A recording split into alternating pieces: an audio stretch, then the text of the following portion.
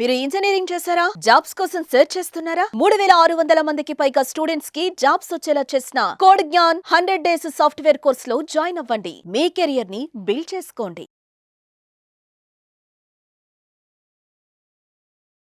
నమస్కారం డాక్టర్ శ్రీయాచార్య అనంతకృష్ణ స్వామి గారు. నమస్కారం అండి. సార్, చాలా మంది క్లాసెస్ ఎప్పుడెప్పుడు ఎక్కడెక్కడ ఉండే అవకాశం ఉంటుందని చెప్పేసి అడుగుతున్నారు. సో ఫస్ట్ అది అనుకున్న తర్వాత కంటెంట్లోకి వెళ్దామండి. క్లాసెస్ ఎప్పుడెప్పుడు ఎక్కడెక్కడ ఉండే అవకాశం ఉంటుంది? మనకి 2025 అండి. 27 ఏప్రిల్ వచ్చి బెంగళూరు అండి, 4 మే వచ్చి తిరుపతి, 11 మే వచ్చి విజయవాడ. ఇవే కూడా మనకి ఇప్పుడు ఇది ఎందుకు చెప్తున్నానంటే, స్పెషల్ క్లాస్ అటెండ్ చేయగలిగితే మీరు మనకి 20, 21, 22 మే గోవా సెషన్ క్లాస్ 3 రోజుల క్లాస్ ఉంది.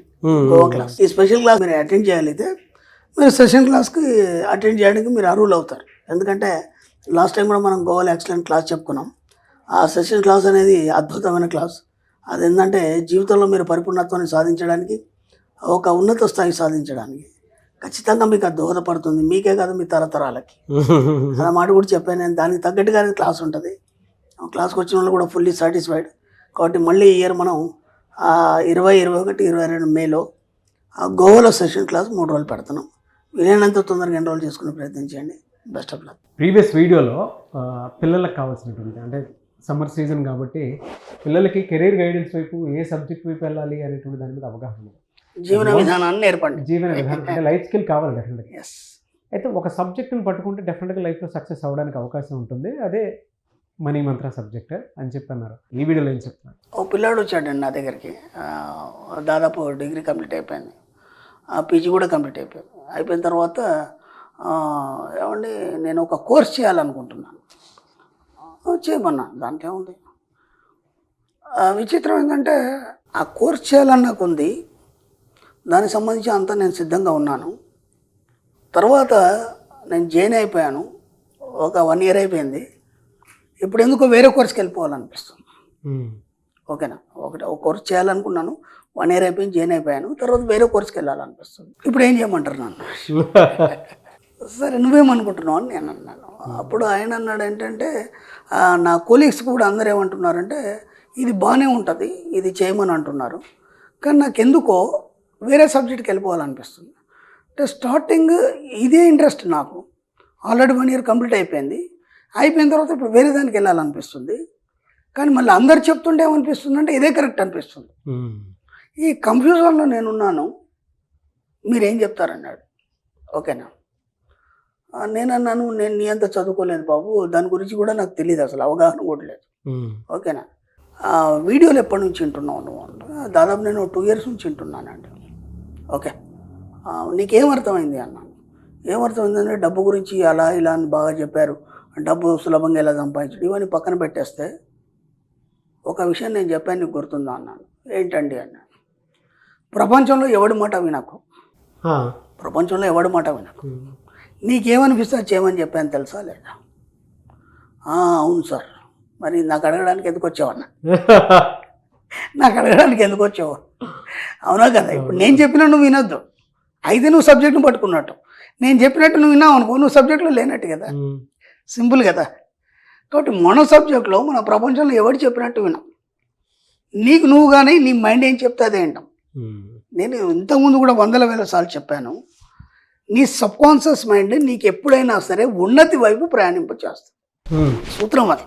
సూత్రం ఏంటంటే నీ యొక్క సుప్త చేతనాత్మక మనసు నిన్ను ఎప్పుడు కూడా ఉన్నతి వైపు, సంపదల వైపు, అర్థమైందా, ఒక గొప్ప స్థాయి వైపు, ఒక అద్భుతం వైపు, ఇలాంటి వైపు మాత్రమే ప్రయాణం చేస్తుంది. అది నీకు సరైనప్పుడు మాత్రమే దాన్ని నీ దగ్గరికి తీసుకొస్తుంది.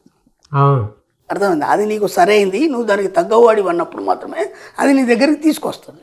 ఇప్పుడు నేను ఇంతకుముందు కూడా చెప్పాను ఒక మాట, ఒక కోరిక నీలో జనించింది, ఒక కోరిక ఉద్భవించింది అంటే దానికి నువ్వు అర్హుడం అయినప్పుడు మాత్రమే ఆ కోరిక నీకు వస్తుంది. అప్పటిదాకా నీకు రాదు అది. ఇప్పుడు మీ యొక్క కోలీగ్స్ ఆఫ్ ఫ్రెండ్స్ 10 మంది ఉన్నారు, ఆ 10 మందిలో ఎవరికి రాని ఆలోచన నీకెందుకు వచ్చింది అంటే నువ్వు దానికి ఆ 10 మందిలో నువ్వే అర్హుడి కాబట్టి నీ దగ్గరకు వచ్చింది అది. కాబట్టి నీ సబ్కాన్షియస్ మైండ్ నిన్ను ఎక్కడికి తీసుకెళ్తుంది అంటే ఉన్నతి వైపు తీసుకెళ్తుంది. అది ఎప్పుడు నేను డిస్టర్బ్ చేయదు, ఎక్కడ నిన్ను ఫెయిల్ చేయదు, అర్థమైంది, ఎక్కడ నిన్ను ఓడించదు.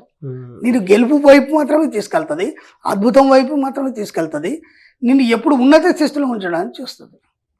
ఇప్పుడు నువ్వు ఇటు వెళ్తావా అటు వెళ్తావా నీ ఇష్టం డిసైడ్ చేసుకో. ఎందుకంటే అది ఉన్నతి వైపు తీసుకెళ్తుంది కదా. ఇప్పుడు నువ్వు 1 year చేసిన ఆ కోర్స్ చేస్తావా, లేదంటే ఇప్పుడు కొత్తగా అనుకుంటున్నావు దీనివైపు వెళ్తావా? నీ సబ్కాన్షియస్ మైండ్ ఏం చెప్తే చెయ్యి. ఇప్పుడు ఏమైపోతుంది, నువ్వు ఖచ్చితంగా సక్సెస్ అవుతావు. అవును. ఇప్పుడు నేను చెప్పింది విన్నా, మీ ఫ్రెండ్ సర్కిల్లో చెప్పింది విన్నా, కోలీగ్స్ ఎవరైనా చెప్పింది విన్నా సరే నువ్వు ఫెయిల్ అయిపోతావు. కాబట్టి ఏ గొప్ప వాళ్ళని తీసుకున్నా, ఎవరి జీవితాలు తీసుకున్నా సరే ఎవరి మాట వినలేదండి. ఇది బాగా గుర్తుంచుకోండి. అర్థమైందా? తన సబ్కాన్షియస్ మైండ్ ఏదైతే చెప్తే వాళ్ళు విని దాన్ని ఫాలో అయినారో వాళ్ళు మాత్రమే సక్సెస్ అయినారు. ఒక మేధావిని కావచ్చు, ఒక జీనియస్ కావచ్చు, ఒక సైంటిస్ట్ కావచ్చు, ఎవరైనా సరే. అప్పుడు మనమే అంటాం కదా, ఒక వ్యక్తి ఉన్నాడు, ఒక రకమైన దాని మీద దృష్టి పెట్టి తదేకంగా అదే చేస్తున్నాడు, ఆడు పిచ్చోడు ఆడు చెప్తే వినాడు. మనం ఎన్నో మాట్లాడతాం, రేపు అతను సక్సెస్ అయినాక అరే వాడు అప్పుడు మనం అట్లా అనుకున్నాం, కానీ ఇంత సక్సెస్ అవుతాడని మనం ఊహించలేదు. అవును. అంటే ఎవరి మాట పట్టించుకోలేదు.